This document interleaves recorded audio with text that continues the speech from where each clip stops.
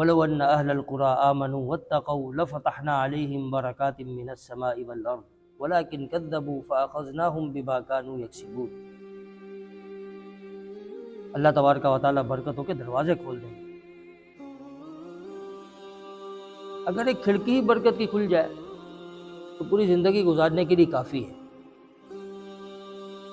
لیکن اللہ تبارک و تعالیٰ فرماتے ہیں کہ میں برکتوں کے دروازے کھول دوں گا۔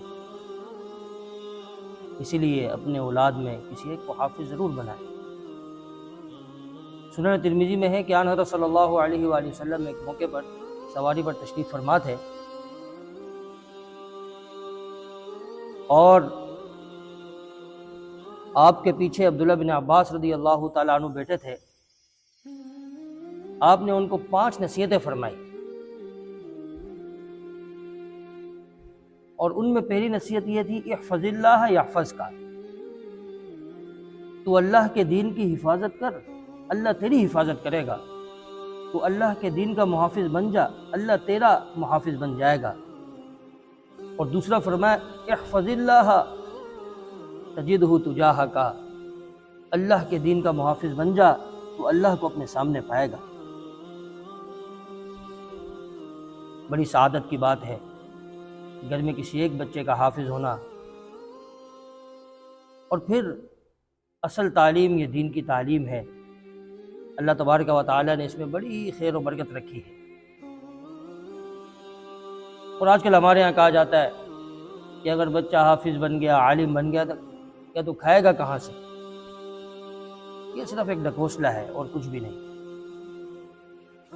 جو اللہ خنزیر، سانپ، بچھو اور موذی جانوروں کو رزق عطا فرماتا ہے، تو یہ کیسے میں مان لوں کہ وہ اللہ حافظ قرآن اور عالم دین کو رزق نہیں دے گا؟ اللہ تبارک و تعالیٰ اوروں سے زیادہ اچھا رزق عطا فرمائیں گے، عزت کے ساتھ عطا فرمائیں گے، بڑی شان سے عطا فرمائیں گے۔ واللہ یرزق من یشاء بغیر حساب، رزق کے خزانے اللہ کے ہاتھ میں ہیں۔ واللہ خیر الرازقین، اللہ بہترین رزق عطا فرمانے والے ہیں۔ وما من دابۃ فی الارض الا علی اللہ رزقها، اللہ کے ذمہ ہے۔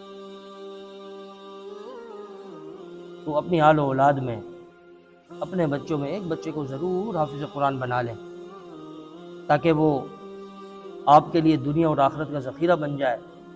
وہ آخرت میں بھی آپ کے کام آئے گا، اور دنیا میں بھی اللہ تبارک و تعالی اس کی برکت سے آپ کے کئی کام بنا دیں گے۔ اور بڑی فکر کی بات ہے کہ ہمارے ہاں دنیاوی اغراض و مقاصد کے لیے لاکھوں اور کروڑوں روپے خرچ کر لیے جاتے ہیں، تو دین کی تعلیم پر بھی اپنی آل و اولاد کے لیے اچھا انتظام کیا جائے۔